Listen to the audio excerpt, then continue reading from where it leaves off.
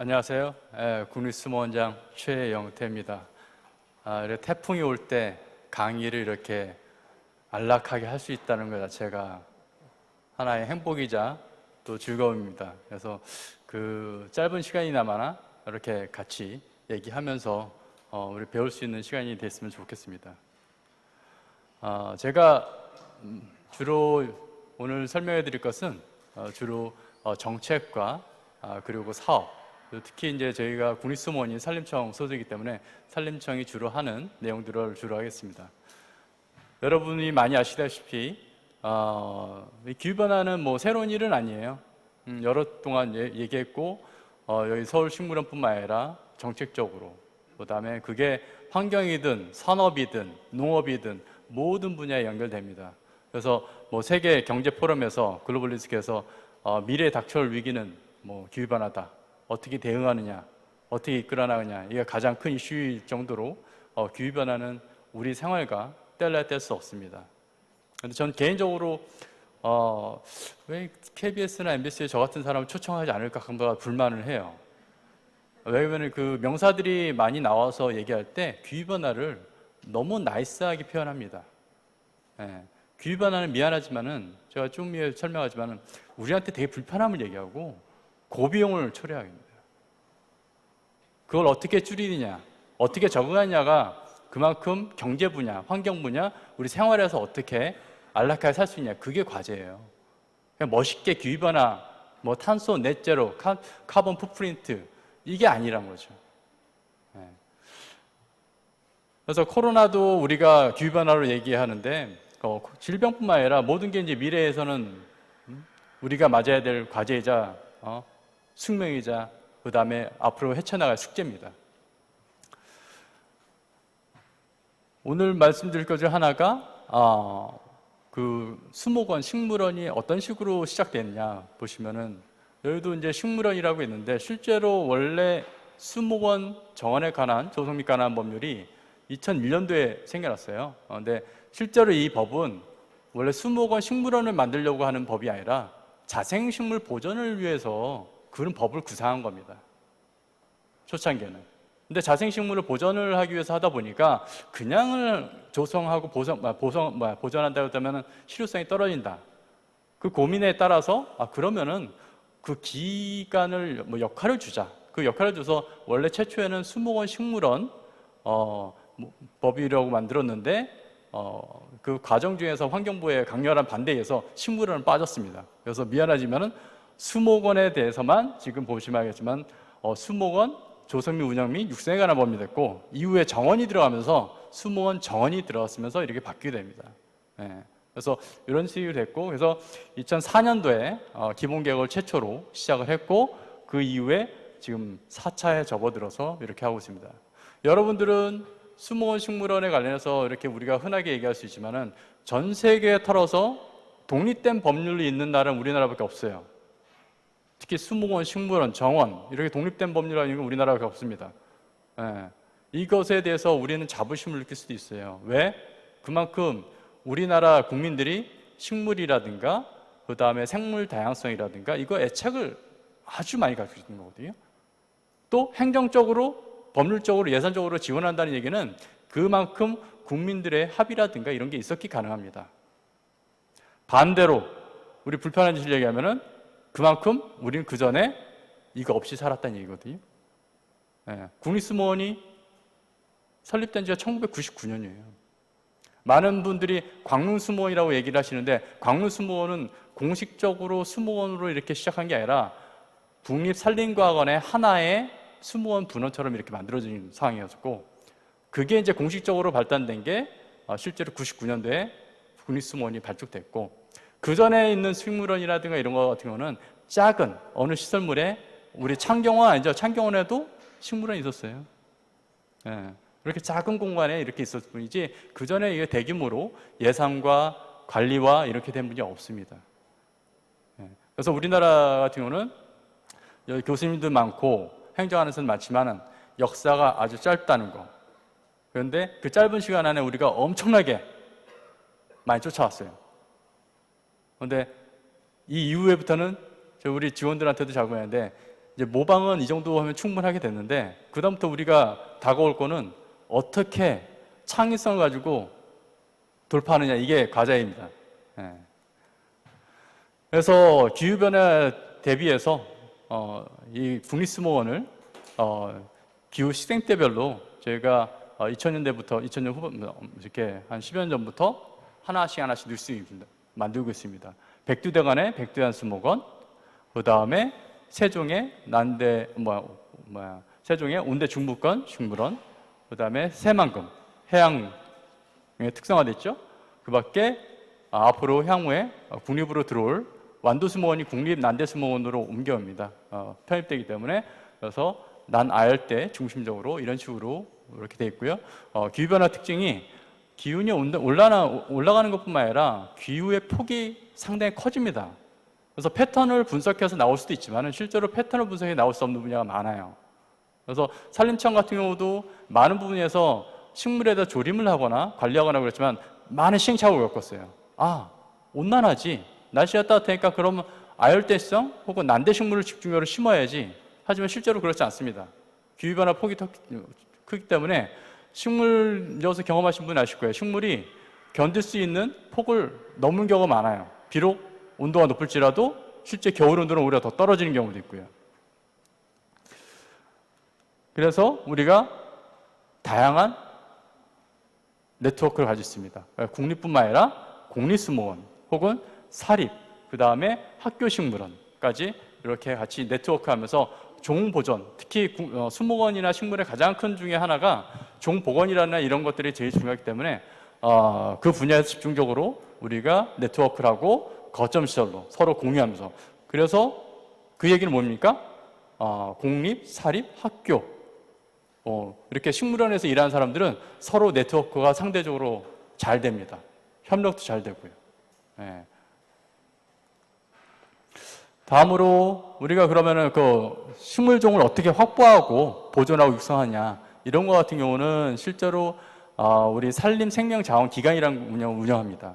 그래서 전국에 지정기관이 27개소가 되어 있고, 이거는 생물종을 확보하고 그 다음에 증식하고 관리하는 그런 기관을 지정해서 육상어자 사업을 진행하고 있어요. 실제로 나고야 의정서 전에는 국립수목원이 하나의 프로젝트를 하고 있었어요. 국정원하고.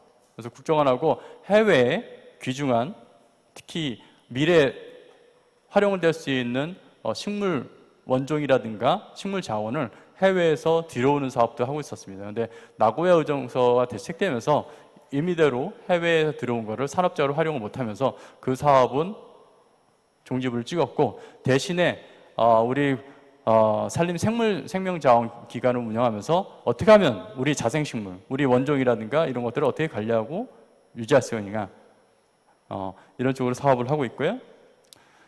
그 다음에 또한 국립백두대간 수목원 공공기관이 있는데, 이 봉화에 이 노르웨이의 스발바르 종자 저장소와 같은 우리 시드 볼트를 만들었습니다. 스발바르 국제 저장소 같은 경우는 보통 농업의 작물 중심으로 종자를 저장하고, 국립백두대간 수목원 같은 경우는 야생 종자 중심으로 이 시드 볼트 운영하고 있습니다. 또한 저희 국립수목원하고 전 세계 식물원 수목원하고 많이 네트워크가 되어 있습니다. 그래서 서로 MO를 통해서 연구도 교류하고요. 큐가든, 하버드의 아놀드 수목원 이런 식으로 여기 없지만 다른 식물원, 다양한 식물하고 네트워크가 되어 있어요. 그래서 국내뿐만 아니라 국외도 되어 있고, 아울러서 동북아시아, 중앙아시아랑 연구 네트워크도 구성하고 있습니다. 국립수목원 같은 경우는 국립생태원뿐만 아니라 해외에 있는 식물 연구가들하고 식물의 기원이라든가 아니면은 분포라든가 혹시 종보전이라든가 이런 것들을 서로 연구하고 교류하는 그런 분야를 했습니다. 그래서 동북아의 EABCN, 중앙아시아의 CABCN 국가든 네트워크를 통해서 연구를 진행하고 있습니다. 또 다른 하나 중에 하나가 저희가 아까 기후 패턴이라든가 식물의 동향을 분석을 하기 때문에 기후변화 취약 산림종 정원 사업을 시작하고 있고요. 특히 산림의 식물 계절, 실제로 식물이 어떻게 언제 개화하고 어떤 식으로 단풍해주고 어떤 식으로 이렇게 순환을 하는지 이거를 이 지자체 혹은 국립수목원들하고 같이 협력해서 저희가 이 연구를 하고 진행하고 있습니다. 또한 IUCN에서 분류한 정수생 목록 평가 기준에 맞춰서 저희가 자생식물 2,525종에 대해서는 저희가 분류하고 평가하고 이걸 통해서 멸종위기종부터 취약종까지 분류하고 주기적으로 업데이트를 하면서 수목원 정원법에 대해서 희귀식물, 그다음에 특산식물 그런 법률에 대한 지원을 하고 있습니다. 그래서 생태원에서도 얘기했듯이 저희도 국립수목원 같은 경우는 식물 중심으로 해서 식물, 곤충 중심으로 해서 현지 외보전도 하고 현지 내보전도 합니다. 근데 현지 외보전이라고 하면 저희가 아까 했지만 수목원 식물원이 현지 외에서 보존하고 관리하고 이렇게 하는 걸 얘기하고 현지 내보전은 현지 내에서 어떻게 하면은 보존이 잘 될 수 있는지 그런 식으로 모니터링하고 지원하는 역할을 합니다.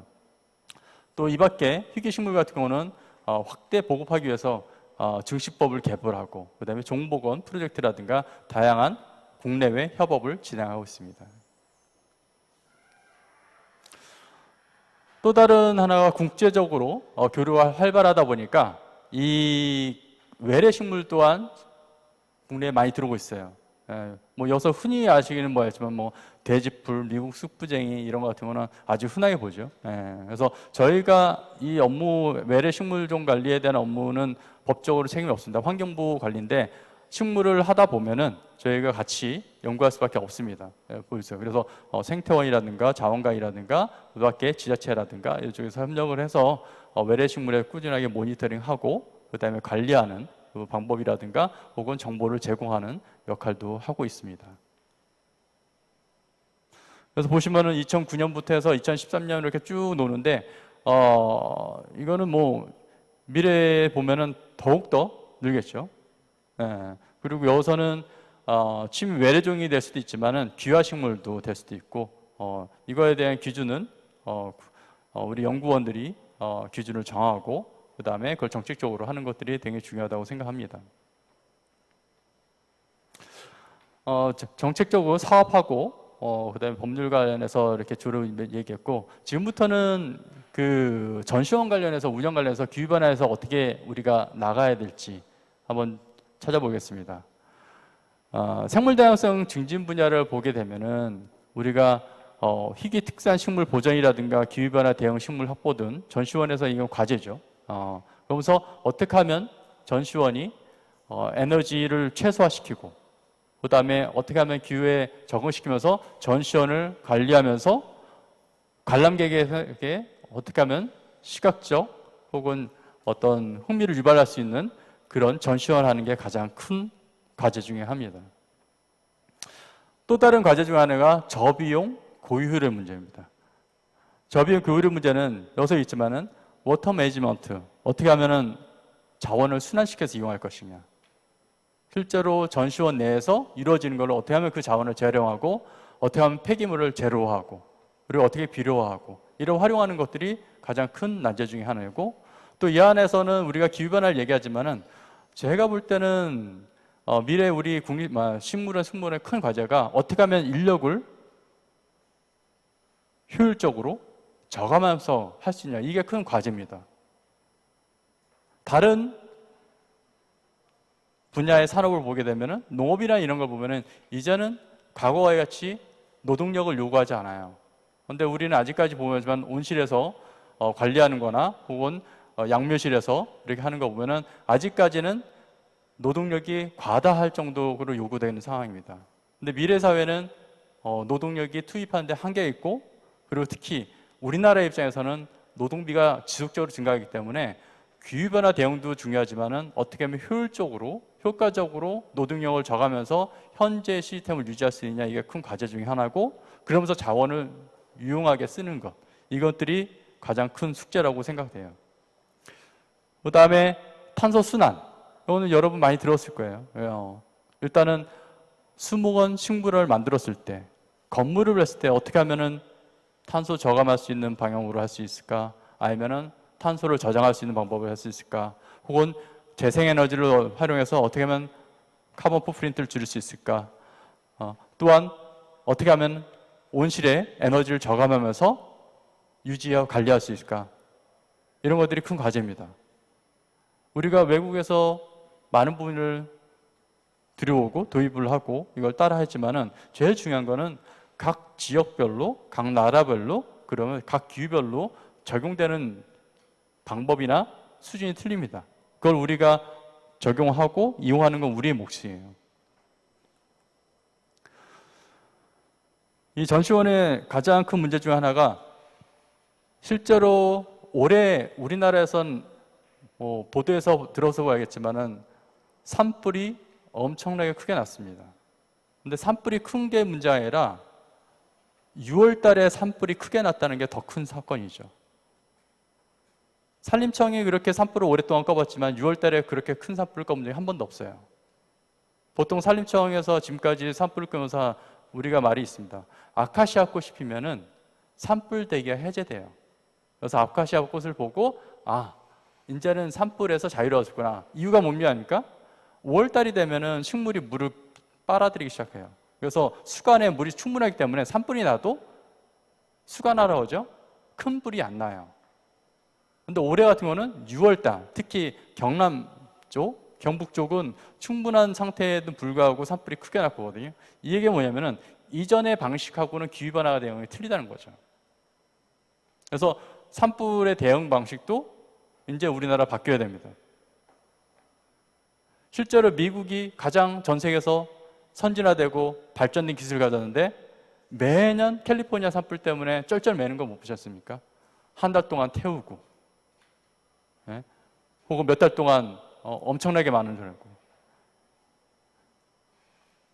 우리나라 산불하고 틀리게 미국이나 이런 데 해외 산불은 자연 산불이 많아요. 그런데 인위적 산불도 있을 수 있고 자연적 산불인데 자연적 산불 중에서 상당 부분은 자연에서 났지만 문제는 뭐냐면 자연 산불이 인위적인 요인에 의해서 자연 산불이 나는 게 문제인 거죠. 그래서 상당 부분이 과거와 다른 방식이 적응이 필요하고 전시원에서 제가 볼 때는 이제 미래에서 가장 어려운 중에 하나가 이제 날씨가 따뜻해지고 근데 기후 변화가 다양해지면서 제일 문제가 아열대 병해충들이 올라오고 있다는 겁니다.